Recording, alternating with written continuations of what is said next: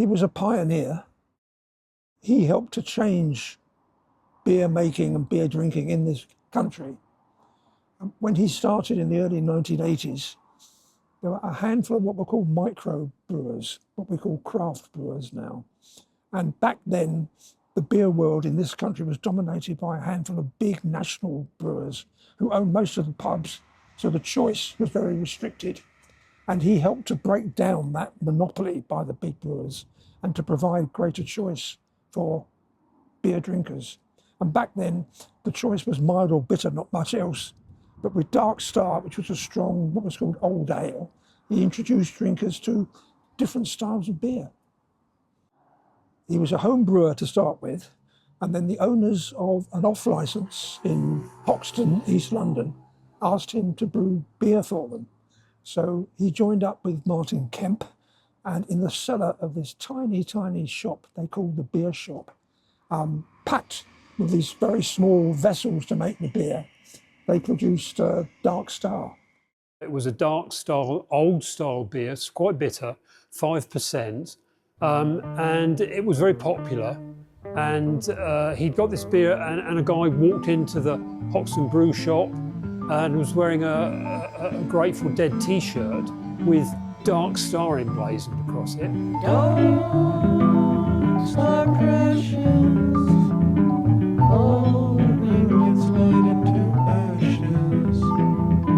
so he thought, what a great name, you know, the sort of assonance of that, it's almost poetic. And so he named the beer that. And then that beer went on to win the Champion Beer of Britain. And that was the first ever small micro brewer to win a prize. Drinkers weren't used to a strong dark beer, so that was, in a sense, kicking down the door, introducing something very different.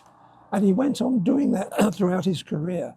The sad fact is, I don't think he'll ever be recognised for the true contribution that he made to that. But he kind of broke the mould. He sort of realised that beers don't have to conform to, you know, by their name, by their colour, by their ABV, by their tradition. They didn't have to conform. You could mix and match, and you know, as long as it was good, that was the point. They then had to move to bigger premises just around the corner in old stables, still very cramped. And Rob now is sort of a brewing consultant. He specialises in micro breweries. And he was asked if he would put a small brewery into the cellar of the Evening Star pub in Surrey Street in Brighton. And once again, he was down in the basement of the pub, brewing with very small equipment. And he and Martin made the point that they spent, I think, £25,000 on their equipment, whereas the bigger brewers would spend millions on their equipment. But he was brewing delicious, delightful, and groundbreaking beers using this very small, cheap equipment. Yeah, Rob was a really nice guy. He was a really, really good brewer. I mean, seriously, and I've been at Relay all my life. But when I tasted his stuff, this is the best I've ever tasted. Of course, it was quite a while ago when the whole sort of microbrew thing was much, much smaller. And he brewed this beer in a tiny cellar in a tiny pub, the Evening Star in Brighton, and it was really good. It was a quaintest of little breweries where the mash tun was actually inside the copper, and so after mashing in, the mash tun was hoisted up, the wort drained down into the copper. So it's effectively you got two tanks in the same space as one, and he called this the Russian Doll Brewery.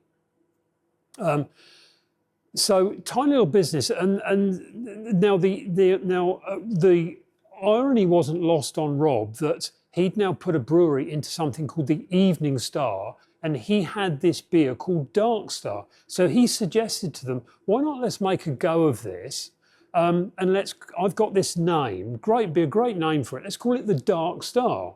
So hence that's the name, but ultimately it's stolen from the Grateful Dead, I suppose.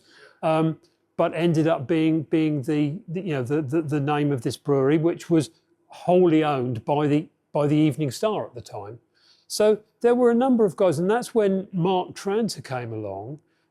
Mark was an art student, fine art student, very, very interested in beer, very, very interested in the sort of bohemian culture of Brighton at the time.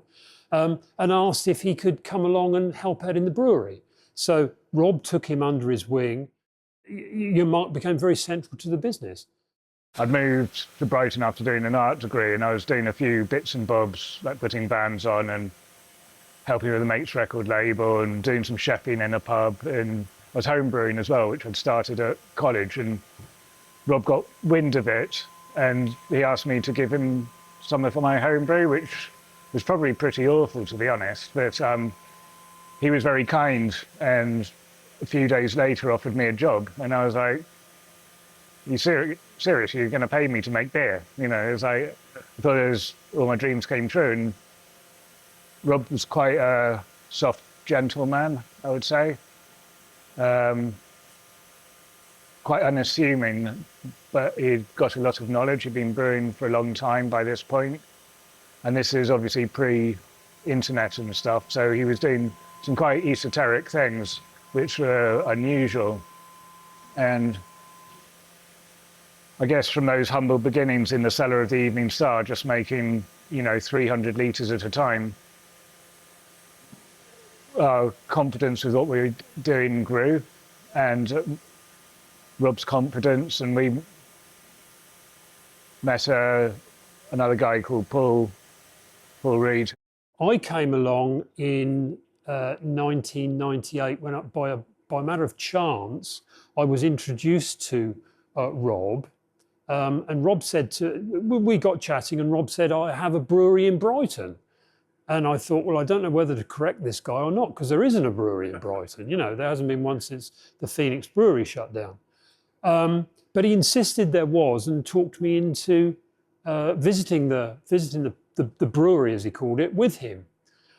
So I met him in Brighton. We walked up to the Evening Star. We went down into the cellar. We saw this tiny, tiny little brewery.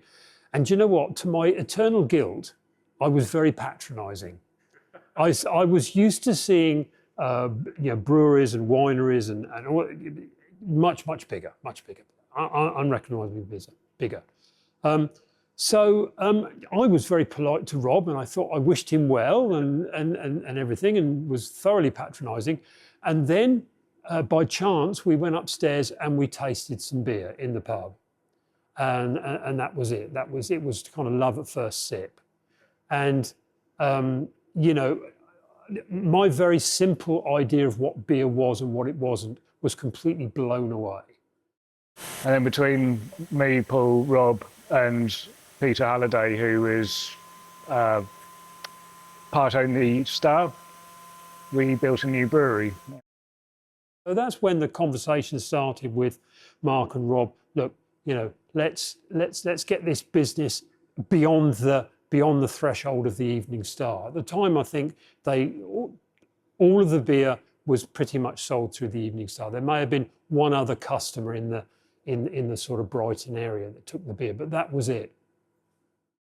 And that was in 2001, and everyone knew Rob. Everyone wanted to talk to him.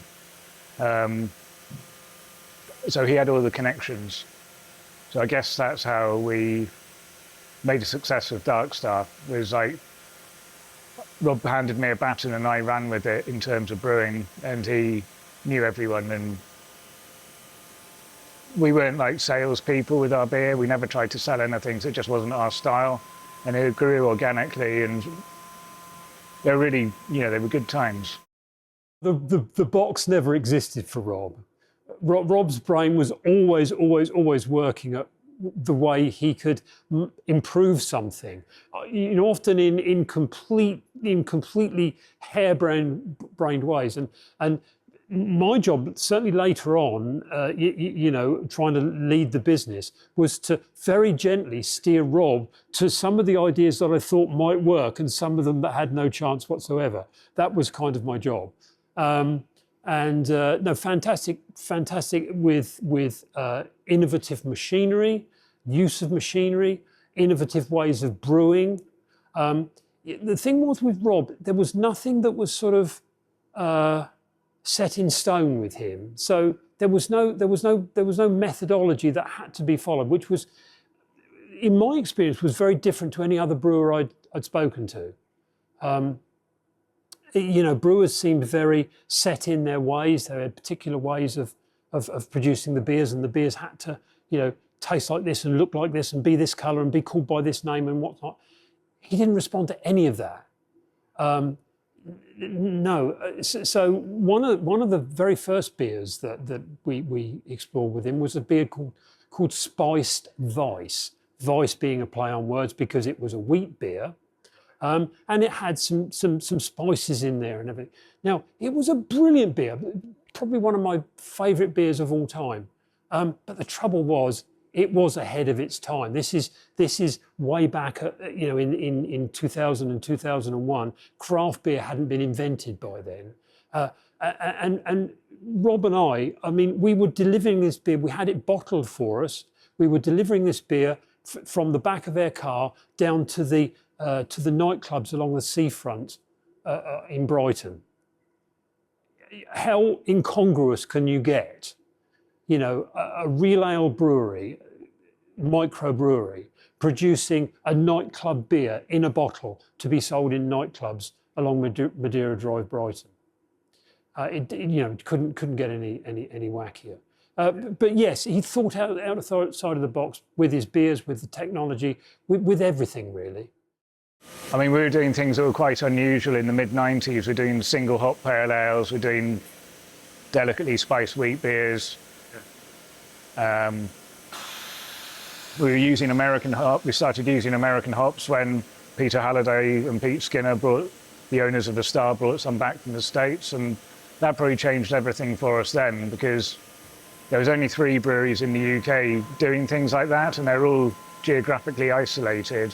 Yeah. That was Oakham, Roosters, and ourselves, obviously. I have a rather quirky view that whatever people say craft beer is, it basically is about the hops, to be quite blunt. I think if you look at the birth of the genesis of craft beer, it started with the ability to buy hops from anywhere in the world they're grown. So all of a sudden, this Pandora's box was opened up, where not only could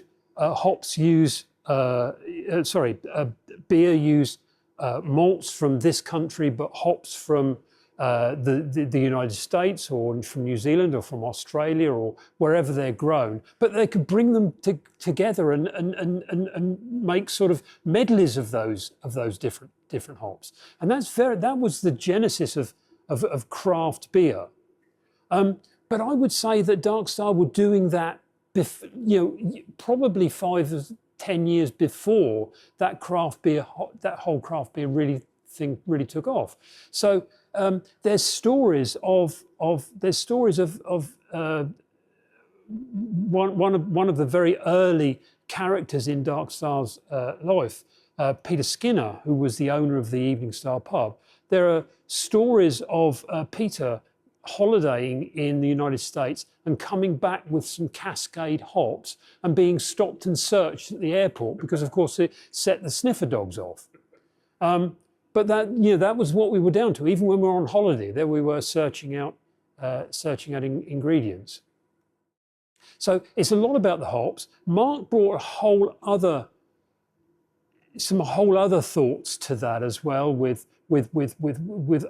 less usual malts, less usual roastings and malts, bringing in continental malts, and latterly more and more Belgian style beers. Because when he launched the beer Hophead, I mean, that was sensational, because here was a beer only 3.8% alcohol, bursting with American hop flavours and citrus. People weren't used to that. English hops give you herbal, spicy, peppery aromas and flavours. American hops, completely different. And so people thought, what on earth are we drinking here?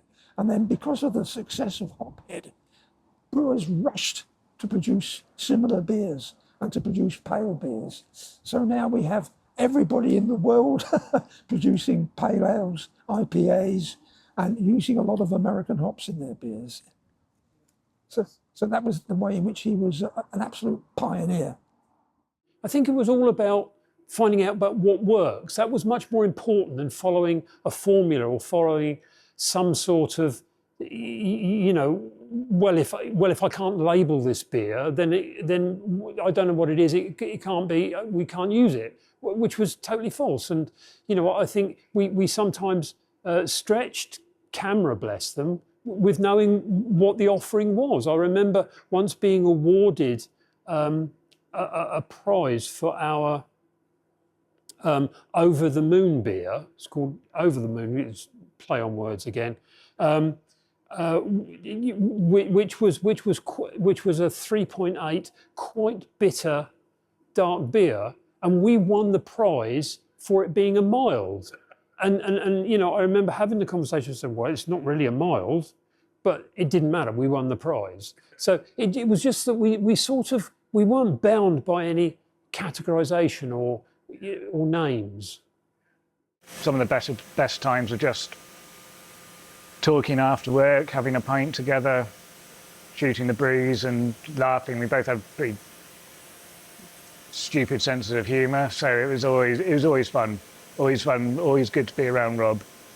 And even, you know, after I left Dark Star in 2013, then obviously he left 6 months after me, but like our friendship didn't dwindle. We didn't see as much of each other, but it was always easy when we did see each other.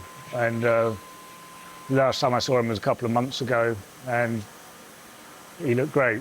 He seemed to be doing really well, and it was just sad loss. He's going to be missed, and not many people now knew how legendary he was and how important to modern British brewing he was. And he was very generous, as I say, with his knowledge. But yeah, just a quiet legend, I would say. Rob was such a beautiful man, really. I mean, he had a keen sense of humour. He was a very giggly man. You know, he would see you could be in the middle of a serious meeting and he would see the sort of funny side and stuff. You know, was always wanting to have a conversation about how we could improve things, how we could change things, some new idea, not just with beer sometimes things in the business. You know, I don't know, what if we had trailers for the vans, or what if we had recovery stacks for the copper or something or other. You know, always exploring new ideas and always chatting with anyone that would chat and he thought he could sort of get some ideas flowing from. We used to have a bit of a saying with Dark Star that we quite enjoyed it if there was a group of people and some of them hated some of their products and some of them loved it, because we thought that's great. That's exactly what we're looking for. We're not looking for the sort of white sliced bread of the beer world where everybody will sort of like it but nobody will love it. You know, and truth is we because with Mark and Rob, they were so inventive with their beers. We didn't have a problem knowing what beers to produce. We had a problem of knowing which ones to stop producing, because we couldn't just keep on with more and more different beers. And I promise you, every beer that we took off the list, we would have hate mail. There would be somebody whose reason to be was this particular beer. Look around in pubs as well as supermarkets. There are now several thousand small craft brewers. They have their own organisation, SIBA, Society of Independent Brewers, who speak for all the independent brewers, and they lobbied the government to give them lower rates of duty so they could produce beer cheaper than the big boys and get their foothold into pubs. And I'm drinking Adnams from Suffolk, which when Rob started, Adnams only brewed beer for the surrounding area. Now you can get Adnams everywhere. And that is true of so many of the smaller brewers. Timothy Taylor's landlord, they only sold beer in West Yorkshire. Now it's a national brand, one of the biggest selling beers in the country. So the fact that we can now drink thousands and thousands of good beers of all manner of styles, from mild right through to barley wine, is really down to what Rob achieved back in the 80s and 90s. It's sadly missed. Sadly missed. Lovely guy. He was very quiet, very private, but always good to talk to. You know, I got some great memories of he came in one Monday morning after enjoying a barbecue over the weekend, and he'd seen a chicken being roasted on a rotisserie, and that somehow sparked an idea that wouldn't that be a great way of cleaning casks? So we could put the cask on the rotisserie and we could sort of turn it round and wash all the sides and everything. And this was how his brain worked. I got to know him at the Evening Star. Obviously, we were regulars there then. And he just said, John, you know, you get around a bit. We're looking to buy another pub. And obviously, I'm from Southwick. And although the Welly was certainly not my local because it was not in a good state at all at that time, it's been a glorious rock and roll music pub since the 60s, on and off. But that time, basically, it was open 3 days a week. They were selling cans and the clientele was very young indeed. But I popped in after a fishing trip. And to my absolute astonishment, Lee, I think it was Lee, the owner then, he said, John, we're fed up. We want to sell this place. If you know anyone who wants to buy a pub, let us know. Literally the same week that Rob had said, if you know anyone who wants to sell a pub, let us know. It was incredible. So I put the two together and bingo, there we were. It was a Dark Star pub. So most mornings, Rob would accost me and say, do you know that, I don't know, the windows are dirty or the carpet's scratched or whatever it might be. And he truly, truly loved that pub. It just became a huge part of his life. And he and I had one of those serious grown-up conversations one time, and I said to him, Rob, you really love that pub, probably more than you do this much larger business. So I said, how about a deal? How about you go, we'll give you the pub, you go and run it with our blessing. And he went, he talked to Jess, his partner, and yeah, he came back and said, yeah, I'm up for that. And he completely transformed it. I mean, it was a pub, it was always a great pub, it had a great tradition, but it never quite had the imagination that Rob brought to it. So, you know, Rob brought ukulele night, and he did so much for the live music, supporting, you know, small startup musicians often. You're mine, you're mine, you're mine, you're mine. It was completely logical for him to take this pub. And basically, everybody who he gathered round him has had the same vision for a really good pub with really good beer and really good music. And as much as possible, music played by people writing their own material rather than covers. No, you can't do that all the time. But one of the big commitments of the Welly is to people playing their original material. And that's, you know, it sums it up. It's a tragedy that he died so early. He was only 69. And he has so much left to do. But he has left a wonderful legacy here, and we will carry it on. You are my sunshine, my only sunshine, to make me happy. Right here, right now, right here, right now, right here. And we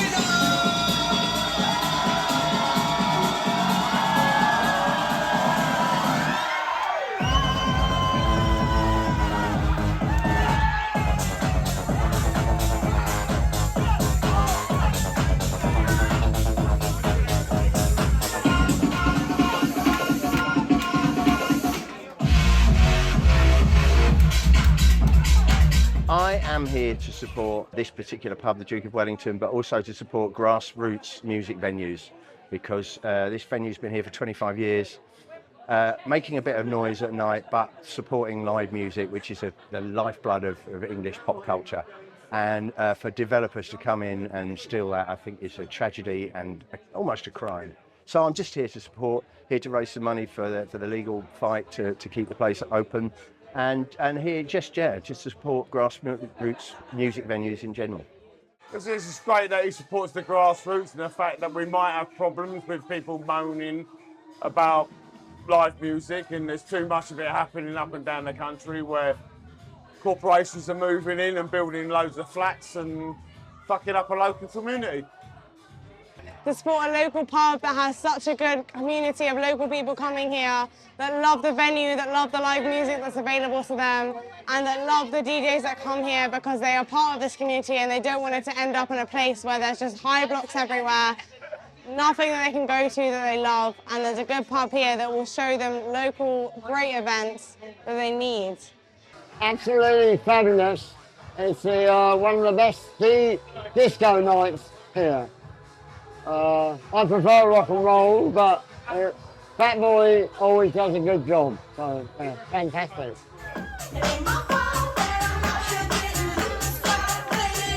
Yeah, pubs have chased after customers by putting on different food offerings and different live sport offerings and all of these things. The pubs like the Jukweli, they're really providing a chance for people to come and talk rubbish. Do you know what I mean? It's the end of the day. It doesn't matter, I want to come and talk to you about whatever it might be, my garden or the politics or what, it doesn't matter. It's just something that we lack. You know, just human beings that relating to one another. Often with complete strangers. Yeah, often, and complete incongruous. You know, very incongruous as well. You'll see a big, heavy guy. He's a welder by the day or something or other, chatting to you know an old lady with a dog. You know, it's a completely incongruous. So, what legacy I think the beer market in the UK owes a debt to Rob, a debt of gratitude. Now maybe things would have changed anyway, because you know the internet became more buoyant, you know, more commonplace. But in those times when it wasn't commonplace, and we were doing things that making beers that weren't commonplace, it was Rob's thinking outside the box in how we approach things, because the only other beers really being made were traditional bitters, you know. Yeah. And of course, you know, things grew exponentially. We made a bigger brewery in 2001. Thornbridge founded in 2005, and again doing similar things, and they grew. But I think the legacy is he was there at the beginning, and he wasn't just there at the beginning, he started it. No, I don't sort of feel as if I can sort of say enough about Rob, really. I mean, because it's probably true of all great people, is that they're difficult to describe because there's so many different things. And of course, remember, I knew him very well for 10 or 12 years, but he had a whole life before that, and he had a whole, do you know what I mean? And, you know, so it's kind of very difficult to encapsulate him and say that, you know, what I know about Rob is a complete picture, because it's not. I just know that, you know, he was a guy of incredible energy, incredible enthusiasm, incredible innovation, but at the heart of it, he was still quite childlike. He was, this stuff really excited him. You know, he would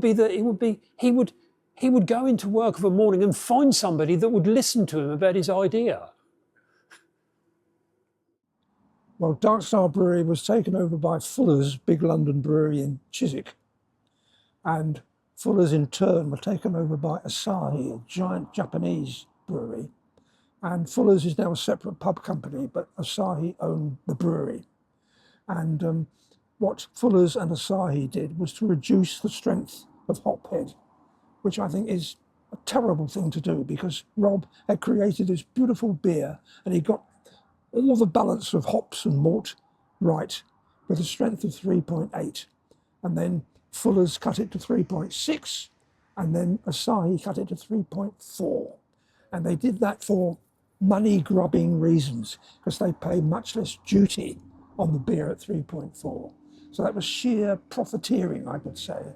And they've taken, it's still a lovely beer, but they've taken some of the guts out of it. And it's not the beer that Rob Jones created. So here's the poem I wrote in memory of Rob Jones.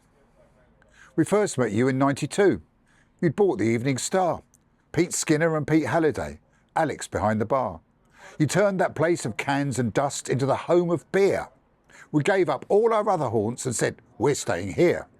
Next thing we knew, you had a brew you'd cooked up in the cellar, and Dark Star Brewery made you a very happy fella. The pub just went from strength to strength. The brewery did too. And 10 years on, you said, hi, John, I want a word with you. You get around a fair old bit. We're doing really well. We want to buy another pub. If you find one, do tell. Well, literally that very week, I popped into the welly, thirsty after a fishing trip and maybe a bit smelly. I knew that wouldn't matter here at all, if truth be told. The clientele was very young. The beer was very old. The landlord said, we've had enough. We want to sell this place. And I can still remember how that smile lit up my face. You made Roy your first landlord. A marvellous thing to do. And from that day, I always had such deep respect for you. A man of depth and honesty, a brewer of great beer, the essence of our glorious pub. Your legacy is here.